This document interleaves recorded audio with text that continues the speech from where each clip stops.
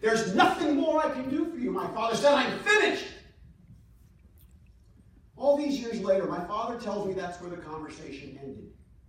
But whether I imagined it or not, and I did not imagine it, but because I was writing a memoir back a couple years ago, I gave my father the benefit of that by writing. Whether I imagined it or not, I heard my father say something else to me that morning. My father said, I hate you. And I remember looking into my father's eyes and speaking my deepest truth, I hate me too.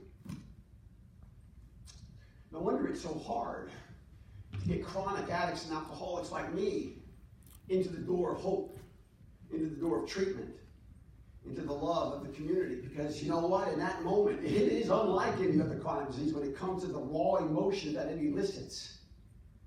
This brain, by the way, I have a brain that gets hijacked by substances, but that's not an excuse. It is an explanation why it is that a father in that moment can say to his oldest son, I hate you. And why the son, sick as I was, can say, I hate me too. Because this brain, man, under the influence, it just takes us down roads that nobody can ever imagine.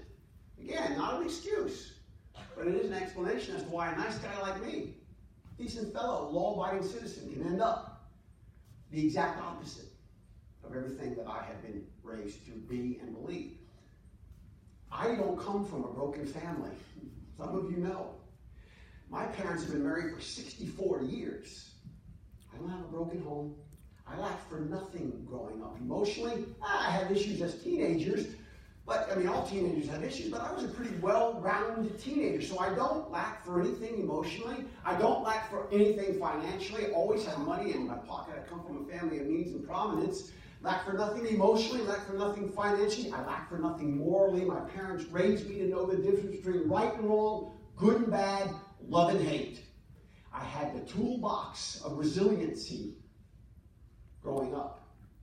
Addiction, yeah, it does strike tough neighborhoods like North Minneapolis and people who come from broken homes. But as I've said, addiction does not discriminate. As I'm going to explain that in a minute. And so you can have it all. Including, guess what else you can also be raised with?